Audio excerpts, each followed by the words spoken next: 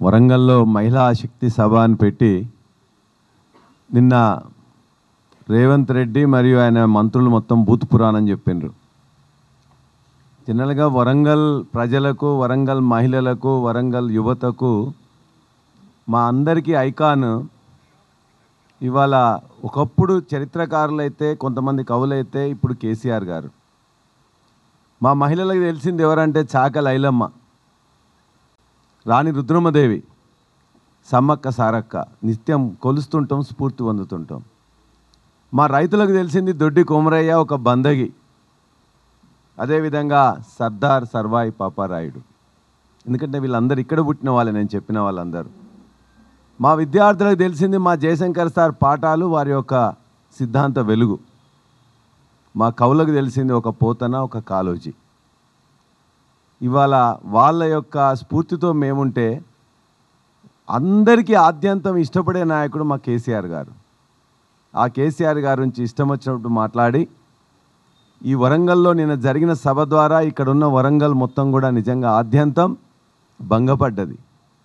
అంతకుముందున్న రైతాంగం ఇదే వేదికగా సభ పెడితే చాలా కార్యక్రమాలు వాళ్ళు చెప్తే ఇస్తారేమోనో ఆశపడ్డది. ఇప్పుడు గోసపడ్డది. ఇవాళ మొత్తం కూడా రైతులకు సంబంధించింది ఏమైనా చెప్తాడేమో, రుణమాఫీ మిగతా 20 లక్షల మందికి ఇస్తాడేమో అని చెప్పేసి నమ్మినాం. చెప్పలే. రైతు బంధు గురించి ఏమైనా ఇస్తాడేమో, 10,000 కాదు 15,000 ఎకరానికి ఇస్తామని చెప్తాడేమో అని చెప్పేసి ఆశపడ్డారు. చెప్పలేదు. ఇవాళ పత్తికి కానీ వరికి కానీ ఇవాళ ఎంఎస్పి ఇవ్వట్లేదు, ఇక్కడికి వచ్చి కళ్ళాలలో కొనమని ఏమైనా చెప్తాడేమో, మా పత్తికి 7,500 ఇచ్చేటట్టు చూస్తాడేమో అని చెప్పేసి అనుకున్నారు. చెప్పలే. కౌలుదారులకు ఖచ్చితంగా రైతు బీమా ఇస్తాడు, అదేవిధంగా రైతు బంధు ఇస్తాడు ఏమైనా చెప్తాడేమో అని చెప్పేసి ఆశపడ్డారు. ఏమి కూడా వ్యవసాయ రంగం గురించి చెప్పకుండా నేను పండించిన పంట అంటున్నాడు. పండించింది ఇలా పంట మొత్తం కూడా ఇవాళ భారతదేశంలో నెంబర్ 1 ఏంటంటే కేసీఆర్ గారు 10 సంవత్సరంలో చేసిన కృషి తప్ప మరే నాయకుడు చేయలే. ఈ 10 సంవత్సరంలోనే 2014లో 14వ స్థానంలో ఉంటే ఇవాళ 2023లోనే మొదటి స్థానంలో తీసుకొచ్చిన వరిని. అనేక రంగాల్లో ఇవాళ పత్తిలో రెండో స్థానానికి, పామాయిల్లో మొదటి స్థానానికి తీసుకొచ్చిన కూడా కేసీఆర్ గారు. అటువంటి వ్యవసాయ రంగంలో మా రైతులందరూ కూడా చాలా ఇవాళ ఆశపడి గోసపడ్డారు. మా మహిళలు అందరూ కూడా బలవంతంగా వాళ్ళని తీసుకొని వస్తుంటే పోలీసులందరితో కూడా బెదిరించి, వాళ్ళ ఏపీ వాళ్ళతో వాళ్ళందరినీ కూడా బుజ్జగించి తీసుకొని వస్తే మాకు 2,500 ఇస్తారేమో అని చెప్పి ఆశపడ్డారు. మా అవ్వలందరూ కూడా 2,000 నుంచి 4,000 పెన్షన్ చేస్తారేమని చెప్పేసి ఆశపడ్డారు. మా చెల్లెళ్ళు స్కూటీలకు ఏమైనా ప్రకటిస్తాడేమో అని చెప్పి ఆశపడ్డారు. మా యువకులందరూ కూడా ఖచ్చితంగా 5 లక్షల రూపాయలు నిరుద్యోగ వృత్తితో పాటు లోన్ ఇస్తారని చెప్పేసి అంటే ఆశపడ్డారు. ఒక్క ఉద్యోగం కూడా ఇవ్వలే. 50,000 ఉద్యోగాలు మేము నోటిఫికేషన్లు ఇస్తే వాటి సర్టిఫికెట్లు ఇచ్చి, ఈవెన్ టీచర్లే కూడా మేము నోటిఫికేషన్ ఇస్తే రీనోటిఫికేషన్ ఇచ్చిండు తప్ప ఒక్క ఉద్యోగం ఇవ్వలే. 2 లక్షల ఉద్యోగాలు ఇస్తాడు, ఏమన్నా ప్రకటిస్తారు అని చెప్పి ఆశపడ్డారు. కానీ ఎవ్వరి కూడా మహిళా లోకానికి మొత్తం కూడా ఇవాళ అందరూ కూడా గోసపడుతున్నారు. అంతేకాదు ఇవాళ అందరిని తొక్కుకుంటూ వచ్చినావు. కరెక్టే, ప్రజలను తొక్కుంటూ వచ్చినావు, నీ కాంగ్రెస్ నాయకులను తొక్కుంటూ వచ్చినావు. కానీ తొక్కడం నువ్వు నేర్పించినావు కదా. అందుకే కొడంగల్లో మా అమాయక గిరిజన రైతులు నువ్వు భూమి గుంజుకుంటా అంటే నీ యొక్క కాంగ్రెస్ నాయకులను చెట్లకు కట్టేసి తొక్కుతూ ఉన్నారు. నీ యొక్క అధికారులను, నీ ప్రభుత్వాన్ని మొత్తం కూడా నీ ఊర్లోకి వస్తే నీ యొక్క 5 గ్రామాల్లో మొత్తం కూడా వాళ్ళందరూ కూడా ఉరికిచ్చి తొక్కుతూ ఉన్నారు. నీ కుటుంబ సభ్యులు దొరికితే మొత్తం కూడా తొక్కుదామని చూస్తూ ఉన్నారు. తొక్కడం నేర్పించినావు కదా, ఆ తొక్కడం మాకు కూడా వచ్చు.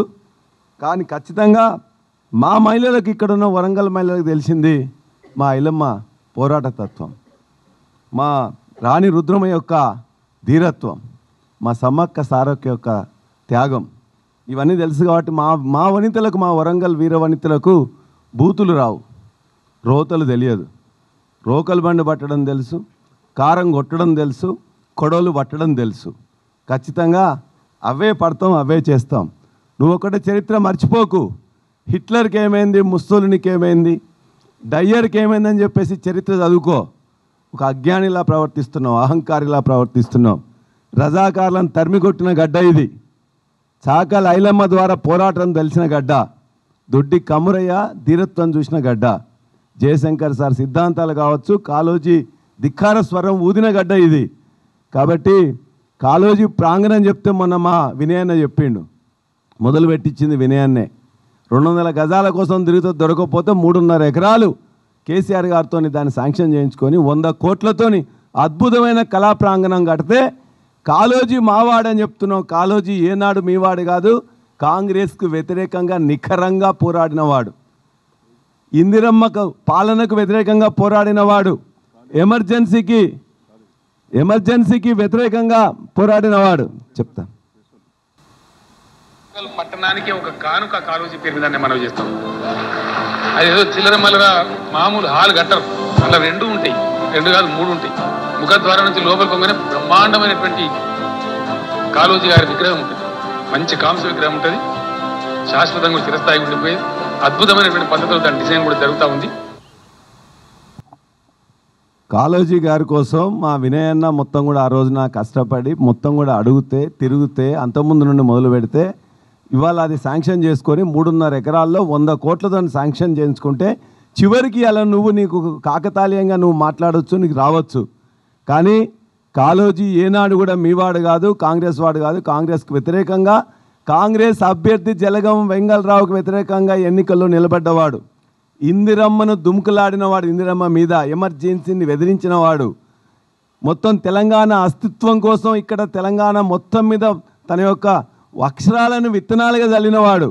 కాబట్టి కాళోజీ ఏనాడు కూడా మీవాడు కాదు. కాళోజీకి తెలంగాణకు సంబంధం ఉంది, కాళోజీకి కేసీఆర్కి సంబంధం ఉంది తప్ప నీ వంటి అజ్ఞానులకు, అహంకారులకు కాళోజీని అర్థం చేసుకోవడానికి ఈ జన్మ కాదు, మరొక జన్మ కావాలి. కాబట్టి మా విద్యార్థులకు కానీ యువకులకు కానీ కాళోజీ తెగింపు తెలుసు, ఏం చేయాలనో చేస్తాం. ఈ సంవత్సర కాలంలో మీరు ఏం చేసిండ్రు? నీ యొక్క కుటుంబం కోసం మొత్తం కొడంగల్ని ఫార్మా విలేజ్ చేసి నీ యొక్క అల్లునికి అప్పచెప్పినావు.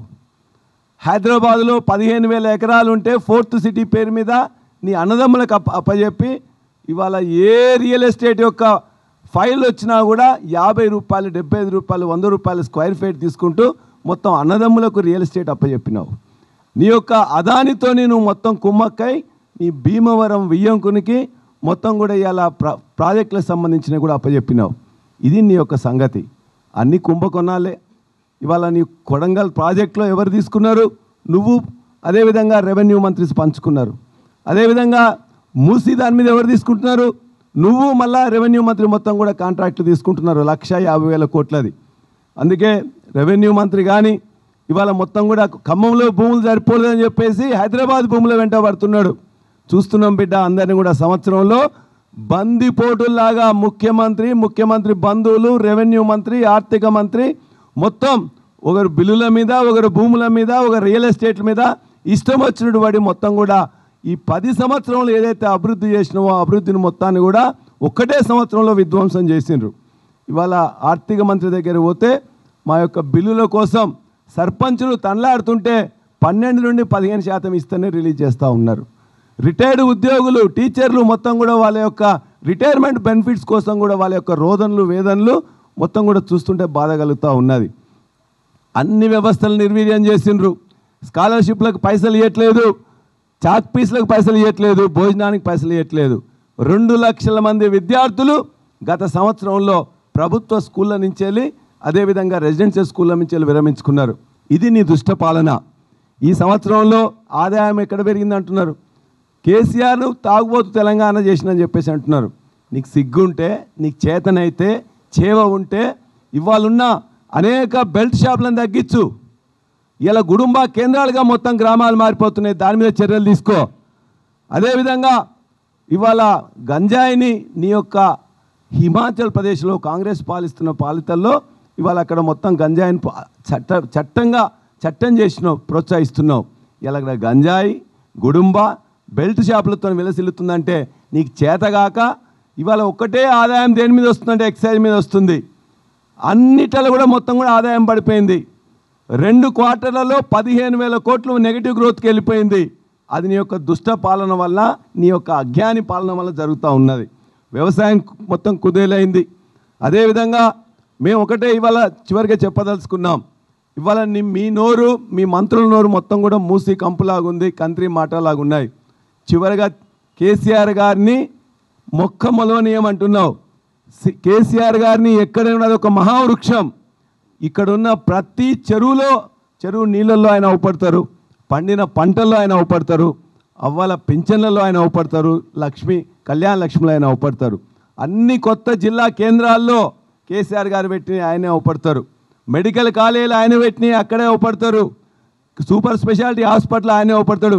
చివరికి నువ్వు కూర్చున్న కొత్త సెక్రటేరియట్లో నీ కుర్చీలో మొత్తం కూడా నీ కుర్చీ కానీ సెక్రటేరియట్ కూడా ఆయనే అవపడుతుంటాడు.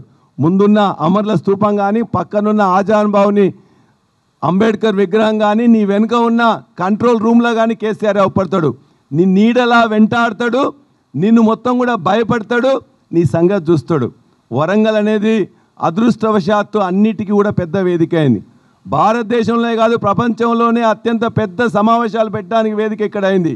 అదే తెలంగాణ రావడానికి దిక్సూచి అయింది. దురదృష్టవశాత్తు నీ యొక్క వేదిక కూడా, రైతు వేదిక కూడా ఇక్కడే అయింది. అందుకే ఖచ్చితంగా చెప్తున్నాం, ఒట్టేసి చెప్తున్నాం, ఇదే వరంగల్ వేదికగా కేసీఆర్ గారిని ఇక్కడికే మొట్టమొదటి తీసుకొని వచ్చి నీ దుముకులాట మీద, నీ యొక్క అరాచకం మీద, నీ యొక్క అజ్ఞాని తత్వం మీద ఖచ్చితంగా ఇక్కడి నుంచేలే ఆ పోరాటం మొదలవుతుంది. నీ మొత్తం కూడా కథం కావడానికి ఇక్కడే బీజం పడుతుంది. ఇదే వరంగల్ వేదిక వద్దని చెప్పేసి ఖచ్చితంగా ఒట్టేసి మేము తెలియజేస్తూ ఉన్నాం.